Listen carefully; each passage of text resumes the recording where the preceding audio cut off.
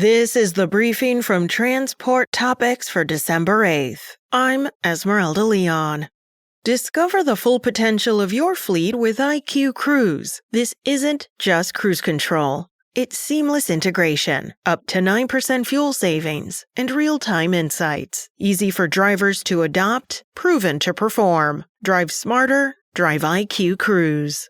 Discover how better parking access can reduce driver stress, improve freight movement, and boost productivity. Truck Parking Club's Reed Lustelo joins TT Managing Editor Seth Clevenger to discuss the issue and explore how a combination of public funding and private innovation can relieve this persistent pain point for drivers. Catch the latest Road Signs podcast at ttn.ws/episode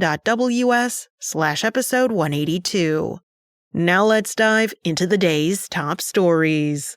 Transportation stocks are climbing fast, with the Dow Jones Transportation Average last week breaking through a major resistance level. Investors view the surge as a positive signal for the broader economy, especially as the market shifts from tech leaders toward more economically sensitive transport names ahead of a likely Fed rate cut. Companies including Expeditors, Southwest, and Delta gained more than 10% last month. Analysts say tighter commercial driver license and English proficiency rules may further limit driver supply, supporting higher freight rates over time.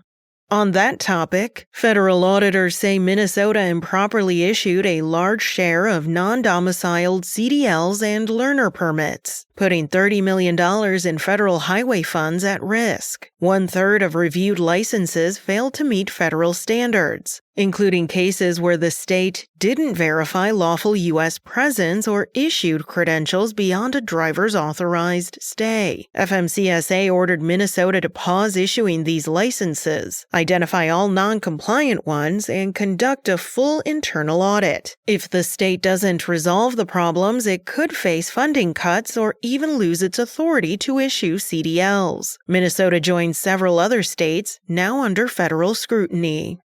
In news related to international supply chains, senior U.S. and Chinese officials held a video call reaffirming cooperation on the Trump-Xi trade agreement. Treasury Secretary Scott Bessent, Trade Representative Jameson Greer, and Chinese Vice Premier He Lifeng described the discussion as constructive, saying implementation of the deal is progressing even as several key components remain unfinished. The call follows recent conversations between Trump and Xi amid regional tensions involving Taiwan. U.S. officials emphasized they want stability in the relationship despite pressure from some political allies to take a tougher stance.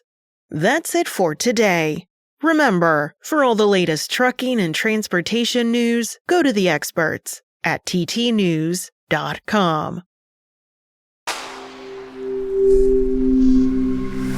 Spoken Layer.